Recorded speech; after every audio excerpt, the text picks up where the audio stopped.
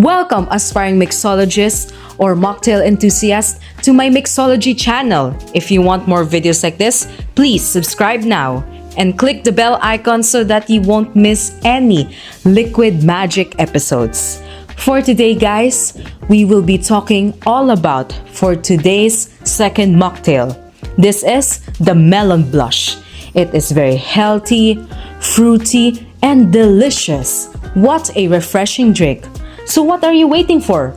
Let's do this right now. Here are the ingredients to make your Melon Blush mocktail. And for the full recipe, it is located down the video. The following ingredients are fresh melon fruit. Don't use the syrup alone or the powder juice because we want that healthy and authentic natural flavor from the melon itself. Next is lemon juice, Italian basil or the sweet basil. Next is honey, English breakfast tea or Earl Grey tea or green tea, and then Jasmine Tea Syrup. This is authentic, not fake or not unnatural. And that's it, guys. The first step is to add slices of melon. It depends on you how many you want to intensify its flavor.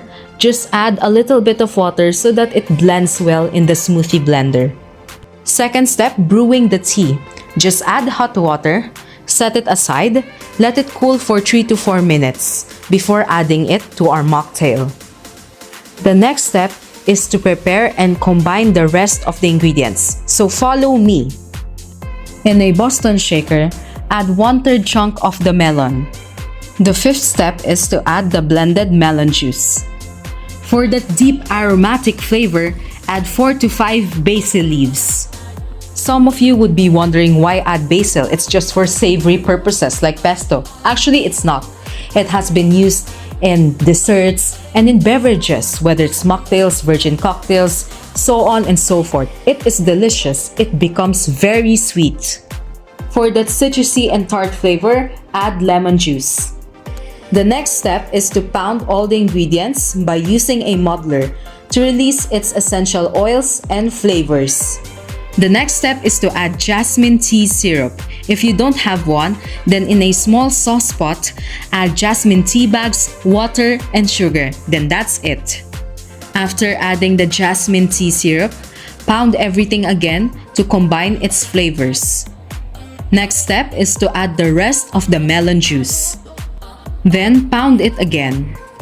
For sweetness, you can add sugar or honey. The next step is to add ice into the Boston shaker because we will shake it. We will do the wet shaking method. There are lots of shaking methods in the mixology world. My favorite part, shaking. So let's do this right now.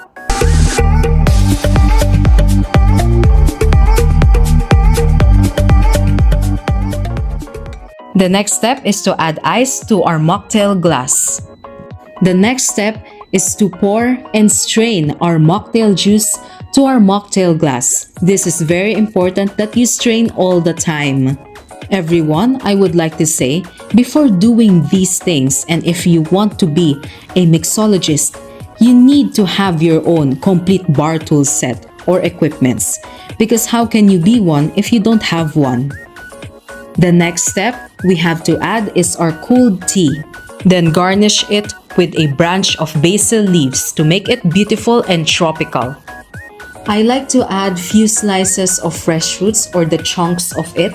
It's because to showcase the mocktail's identity, flavor, and use of fresh ingredients. I present to you my authentic liquid magic mocktail, the Melon Blush. So let's turn up the music right now.